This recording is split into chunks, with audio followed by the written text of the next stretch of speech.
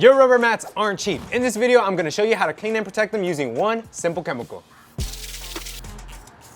I've heard horror stories of using the wrong chemicals, but that's exactly why, guys, you need the right chemical and the right tools when cleaning your rubber floor mats. Floor mats, they're a car owner's must-have. They protect your interior, you don't want to ruin that, but over time, they take a lot of damage, and honestly, they're not that cheap, especially if you're getting good quality ones, and you don't want to use the wrong chemicals on these because then you can actually ruin them. I've heard horror stories of using the wrong chemicals, and it causes the rubber to warp, lose its color, and we don't want that for you. So that's why we're making this video, to show you how to properly clean and protect them. So let's get into it. The first thing you want to do is you want to rinse off the heavy debris on the top layer of your rubber floor mats. You don't want to just throw on any chemical because you're just going to throw that on top of the dirt and you rinse that off. You just wasted some chemical.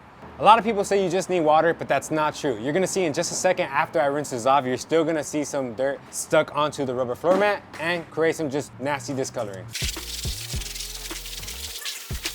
What did I tell you? Even after the rinse, it's still not gonna be good enough. If you look closer, you can see that there's still a lot of brown stuck in the middle.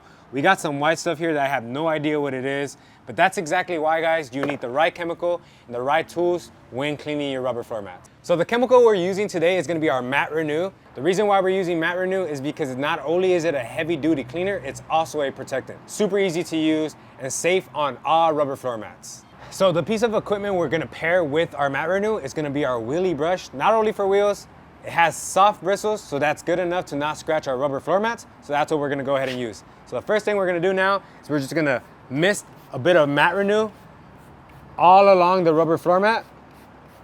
So I like to be generous with the Matte Renew because it's a high traffic area and we want the best results.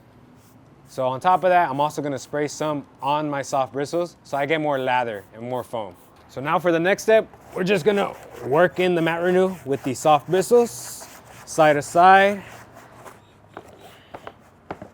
And as you can see, this chemical foams up great. But what you also notice is even though we rinsed off the rubber floor mat, you can see that there's some areas of the foam that has brown. And that's because the mat wasn't truly clean with just a rinse. So that's enough scrubbing. I can move on to the rinsing, so let's do that.